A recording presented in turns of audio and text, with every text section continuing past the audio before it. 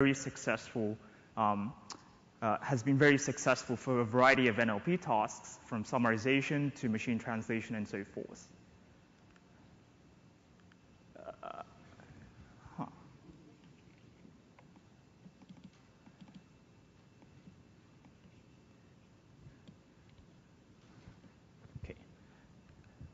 And this has been particularly successful within the realm of machine translation. And here I have the state-of-the-art systems on 12 language pairs from the workshop in machine translation. And we see that 6 out of the 12 state-of-the-art systems are neural models. This has led to a bunch of companies actually productionizing these neural machine translation systems for live production. But one of the issues with these neural machine translation models is that they need to be quite large in order to perform well. So for example, the original Seek-to-Seek paper used a 4-layer LSTM with 1,000 hidden units. Yesterday we saw that the deep residual RNN paper used a 16-layer LSTM with 512 hidden units. And Google's production NMT system is an 8-layer LSTM with 1,024 hidden units. And then on top of this, you have beam search and ensembling, which makes deployment of these systems in live production quite challenging. Now, this tension between the necessity of large models to get good performance on one hand, and the challenges, the computational challenges that one faces on the other, has not gone unnoticed by deep learning researchers. And there has actually been quite a lot of work on compressing deep learning models. And largely, there have been 2 lines of approaches to this. The first line of approach, which I call pruning, is based on pruning weights or entire nodes based on some importance criterion, such as the absolute value of the weights. The second body of work is called a knowledge distillation. And in knowledge distillation, you train a smaller student model to learn from a larger teacher model. And this is sometimes called dark knowledge, but we thought sequence-level dark knowledge was a bit too spooky of a name. And there are some other methods like low-rank matrix factorization, but we won't talk about that here. So in this work, we'll be mainly concerned with knowledge distillation-based methods. So how are these models trained? We usually train these models by minimizing the negative log likelihood of each token at each time step of the decoder. So here, WT is a random variable for the teeth token. YT is the ground truth token. X is the source sentence, which I'll be dropping from notation from now on. And then P is the model distribution that's parameterized by theta. Now, in knowledge distillation, we assume that we have trained a larger teacher model, which gives us the distribution Q here. And we train a smaller student model to mimic this teacher model, where mimic, in this sense, means minimizing the cross-entropy between the teacher and the student. So what does this mean? So we have the teacher distribution Q now, which produces a distribution over each word in the vocabulary, given some history. And then the standard NLL setup is actually equivalent to minimizing the cross-entropy between the one-hot data distribution, which is denoted with red here, and your model distribution, which is denoted with Q here. And in standard knowledge distillation, we simply replace the one-hot data distribution with the teacher distribution. And intuitively, one might see how this may aid in learning of the student because this Q distribution is no longer sparse. So for a given data point, you may be able to get more information as opposed to when you're minimizing the cross-entropy between the one-hot distribution.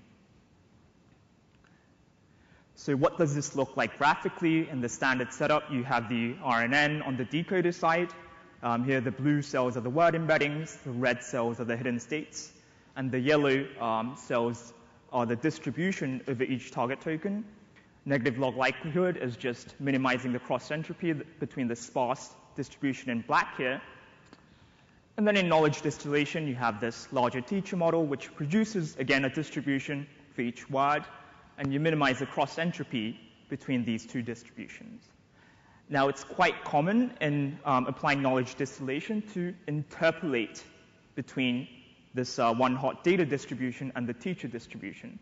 And we can interpret this as minimizing the cross-entropy between the mixture distribution of the teacher and the data. So we actually applied this to a standard English to German machine translation task. And we were interested in compressing a 4 by 1,000 teacher model to a 2 by 500 and a 2 by 300 model. And we can see that while the models trained with word-level knowledge distillation do reasonable, the outperformance over the baseline model is hardly anything to write home about. And one of the reasons why we think this is happening is that sequence-level prediction is inherently different from single-class word-level prediction. So a straightforward application of single-class knowledge distillation is not as effective. So in this work, we generalize single-class knowledge distillation to the sequence level. And to do this, we propose two techniques.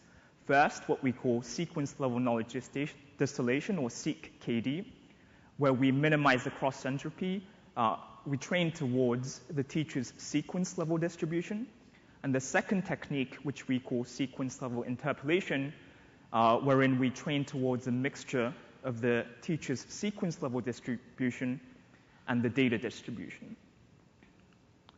So recall in the word-level knowledge distillation case, we simply replace the one-hot data distribution at the word level with this dense teacher distribution, again, at the word level. Now, how might this look like at the sequence level? So instead of minimizing the word-level cross-entropy, we can minimize the sequence-level cross-entropy because the teacher actually gives you a distribution over all sequences. So again, we can replace the one-hot sequence-level distribution, which is denoted with red here, with the dense distribution from the teacher. Now, from the negative log likelihood perspective, the word-level negative log likelihood is obviously equivalent to sequence-level negative log likelihood. But in the, when you replace this with the distribution from the teacher Q, it's inherently different because now we have this summation over an exponentially sized set T. This is obviously intractable to calculate exactly, but we posit that this is a worthwhile objective because now it allows the teacher to transfer the knowledge to the student at a global, i.e. sequence, as opposed to local, i.e. word level. We propose to approximate this exponentially sized distribution with a single sequence, which is the mode of the teacher distribution Q. Now, noticing that finding the mode itself is intractable, we approximate the mode with the output from beam search. And then we simply train the student model on this beam search output from the teacher. So we generate new data from the teacher, and then we train the student model on this new data set. Now, you might wonder, this is something totally crazy to do because you're proposing to approximate this exponentially sized distribution with a single sequence. But in our experiments, we found that the point mass from the single sequence from beam search actually captures a lot of the mass of the distribution, something like 1% of the total distribution mass, which is quite large. So what does this look like graphically? We still have the teacher distribution here. We run beam search with the teacher. And then we take the sequence that is at the top of the beam. And then we train the student with negative log likelihood on this generated sequence. It doesn't get simpler than this. Now, recall that in word-level knowledge distillation, we had this additional term to bring back the data into the process, and we interpolate between the teacher distribution and the data distribution. Next, we consider bringing back the data back into the process, and this is a technique which we call sequence-level interpolation.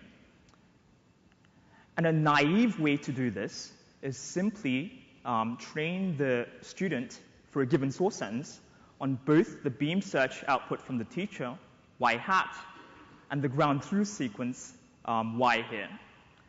And we believe this is non-ideal for two reasons. One, it doubles the size of your training set. And two, in practice, the beam search output from the teacher could be quite different from the ground truth sequence. So it may be harder for the student model to learn those, to get signal from those two different sequences given the same source. So we consider a single sequence approximation to this mixture distribution between the teacher and the data. We propose to get this single sequence approximation by running beam search with the teacher. And instead of taking the sequence that was at the top of the beam, we search for the sequence that is still on the beam but had the highest similarity with the ground truth, where the similarity function can be something like blue. And this is very similar to local updating, which is a commonly used technique within the discriminative SMT literature. And when we get this sequence y tilde, which is again on the beam but had high similarity with the ground truth, we can train the student with negative log likelihood. Again, graphically, it looks something like this, where now instead of taking the sequence that is at the top of the beam, you search for a sequence that is on the beam but had high similarity with the ground truth, and then you train the student on that. Here we visualize the three techniques that we described. So each dot here represents a sentence, which we obtain by a t-SNE plot of the last hidden state of the decoder, and the contours represent probabilities, smooth probabilities. So the sequence that is at the top of the beam is in green here, and the gold sequence is in red here. So sequence-level knowledge distillation would tell us to train on the green sequence. In the word-level knowledge distillation, we would train on the gold-red sequence. And in sequence-level interpolation, we would train on this purple sequence that is somewhat in between. So this is our experimental setup. We have word-level knowledge distillation, and then we have sequence-level knowledge distillation with beam size 5. And then we also have sequence-level interpolation with beam size 35. And for sequence-level interpolation, we adopted a fine-tuning approach where we start from a pre-trained model, either trained on the original data set or on the teacher-generated data, and then we fine-tune towards the sequence-level interpolation data. And this is for purely efficiency reasons. So here are the results. We're looking at compressing a 4 by 1,000 teacher model to a 2 by 500 student model. And these are the baseline models trained without any knowledge distillation. And then we also have the perplexity numbers and the average mass of the sequence that is at the top of the beam. And these are shown in the last two columns. We saw before that word-level knowledge distillation improves a little bit over the baseline. And then we find that sequence-level knowledge distillation improves upon the baseline by a large margin. And we were surprised to see that with sequence-level knowledge distillation, you can get almost the same result from greedy decoding. And in fact, greedy decoding with the sequence-level knowledge student model does better than greedy decoding with a much larger teacher model. And we're not sure why exactly this is the case, but one hypothesis is that when you're training on the real data set, you're actually wasting a lot of parameters trying to model this complex space of sequences which you can't actually ever hope to reach in practice. Whereas with sequence-level knowledge distillation, we're saying, oh, ignore all the parts that you can't reach. Just worry about modeling around the teacher's mode, which you can hope to reach. And we think this is also one of the reasons why greedy decoding is quite successful for these types of models. And when you look at the average mass of the sequence that is at the top of the beam, it's something like 17% for models trained with sequence-level knowledge distillation. And then finally, sequence-level interpolation improves upon the seq-KD by a little bit. And recall that because we're fine-tuning from a pre-trained model, we can apply sequence-level interpolation to the original teacher model. And we did that and obtained a little improvements, but quite large improvements with greedy decoding.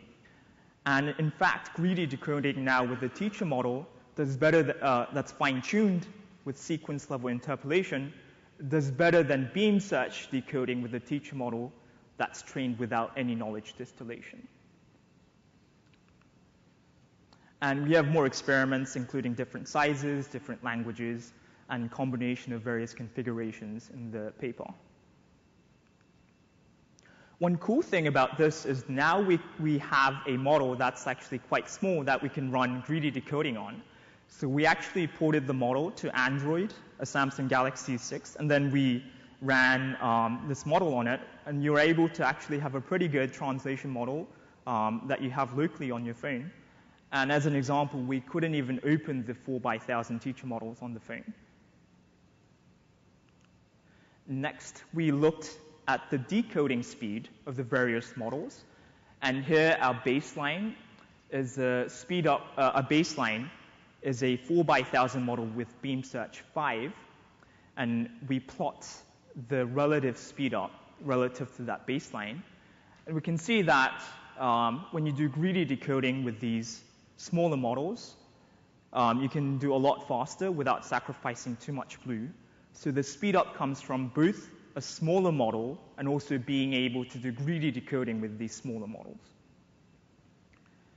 Now, although this decoding speed is much faster, the number of parameters in these models is actually still quite large, because the majority of parameters are taken up by the word embedding tables, which participate in the first layer of the network, but don't affect the computation speed too much. So for example, the original teacher model had around 220 million parameters, whereas the student models had something like 80 to 50 million parameters, which are quite large. So next, we consider applying pruning techniques to further reduce now the size of our models. And we adopt a very simple approach where we prune X percentage of the model weights based on the absolute value. And then we fine-tune the pruned models towards the various data sets. And here we have a plot of the number of parameters on the left side. So the first two models are models without any pruning. And the next 4 bar plots are models with some pruning. And the yellow line represents the blue. And we can see that we can eliminate a lot of the parameters in the model without sacrificing performance too much. So in conclusion, we've introduced 2 sequence-level versions of knowledge distillation, which improve upon the word-level counterpart by a large margin. And we can also use similar techniques to compress an ensemble of models. And there's a very nice paper at EMNLP, I think the poster is tonight, where they compress an ensemble of dependency parsers into a single dependency parser. And then, because we're now able to do greedy decoding without beam search with comparable performance, we believe that this opens up a window into approximate inner product type methods, because we don't have to do the softmax at the output layer. And then we briefly experimented with something called Falcon, which is a way to get approximate cosine distances, and we weren't too successful, but we think this is an avenue of potential future research. And finally, so we've been working with a translation company who deployed these techniques live. And in their experiments, they actually found that greedy decoding with the student model actually did better than beam search decoding with the teacher model, which was nice to see. Thank you. And our code is up there in case you were interested.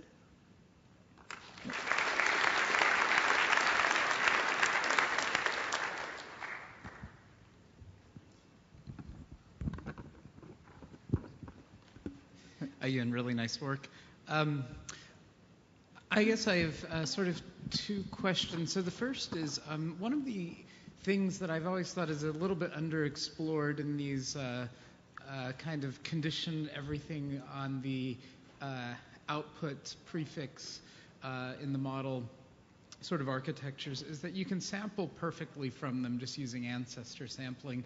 And it's simple. You don't have to worry about beams or anything like that. And so if you're just using this to get like a teacher distribution, that you're either going to re-rank with blue or just say take a bunch of samples, it's a really easy thing to do. Did you guys look at anything like sampling from the teacher distribution? We didn't, but right, because the cross entropy is just the expectation, so we can do that. And also, another thing that we considered was taking, like, say, 5 best sequences and renormalizing the probabilities and have that as the approximate sequence. But we found that the single sequence approximation did quite well.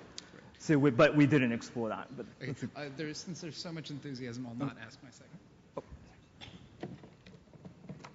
Okay, thank you. So you mentioned us helping translation companies speed up. And another translation company has used another technique recently, low precision arithmetic. Do you have any sense about how complementary those two things are? I don't, but my sense is based on our work with pruning. So I haven't seen any work that combined pruning with knowledge distillation, and we were able to achieve similar levels of pruning on top of knowledge distillation. So my sense is that these methods are somewhat orthogonal and you can get compression benefits from both, but I don't have any evidence to back that up. Hey, so you showed that you could lose relatively little precision and accuracy given you prune the student model. Mm-hmm. Did you run any experiments pruning the teacher model itself to give it a similar number of parameters as one of the student models and see kind of like which approach? I haven't, but Stanford has. And so our technique is based on their paper in Connell 2016, and it's called Pruning Neural Translation Models, which is very unambiguous. And our technique, like all the hyperparameters, fine-tuning, all that, were taken from their model. Hi.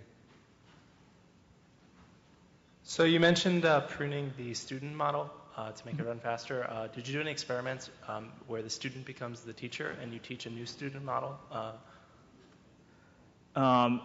That's interesting. We haven't done that, but that's an interesting idea. Hi. Oh, hi. So I was wondering, so it seems that you need to, basically your supervision is variable when you find a sequence which has high blue with respect to the reference, mm-hmm. and also can be found through beam search. Right. So currently, like you're doing like a kind of full decoding step, and then you're getting that sequence. Right.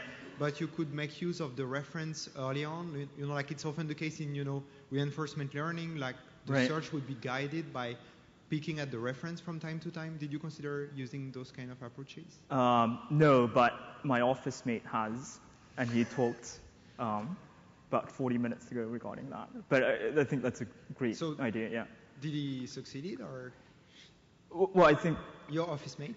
Yes, and he presented on that paper. Oh, he did? Okay. Yeah, about an hour ago. Oh, okay. Thank you. So you can also use the teacher distribution to generate more data. Did you look into that? I'm sorry, more data? So you can also use the teacher distribution to, if you right. have like monolingual data in the source language. Oh, right. And then this gets close to Rico Senrich's yes. work on back translation, and we haven't explored that, but yeah. Hi, thanks for a nice talk. So it seems to me like the teacher models are trained on the same data that you then decode later right. when kind of producing the annotations for the student model. Do you think there's sort of pathologies because you're testing on train there? And do you think some kind of, obviously this would be more work, but some kind of cross-validated approach would be nice there? I'm curious to hear your thoughts on that. Yeah, so there were, for example, these pathological cases where the teacher generated complete garbage, and we had some, heuristics to rule those out. But if the question you're getting at is how do we know the teacher's not producing something that's not good, we didn't explore a systematic way to test that. Well, it's more like how do you know the teacher isn't sort of overfit to that? I don't know, we can talk offline. So, thanks. So it seems to me there must be some connection here to imitation learning. Yes, and... Go ahead. And actually, the sequence level interpolation seems to look a lot like minimum risk rate training. And we think actually this is a way to maybe explain why knowledge distillation works at all, because it's not very well understood, even in the single case, other than heuristic arguments, why knowledge distillation works. And we think things like imitation learning and minimum risk rate training would be a potential language with which we can explain this, like, i.e., what is the implied risk function that the single class knowledge distillation is minimizing. But we didn't explore that. So I'll follow up with you about that afterwards, but there is a funny thing that imitation learning often is trained not at the sequence level, but where the student gets into some trouble, and then you're interested in using the teacher to figure out how to get out of that trouble. Right. And for example, in Ross et al.'s Dagger algorithm.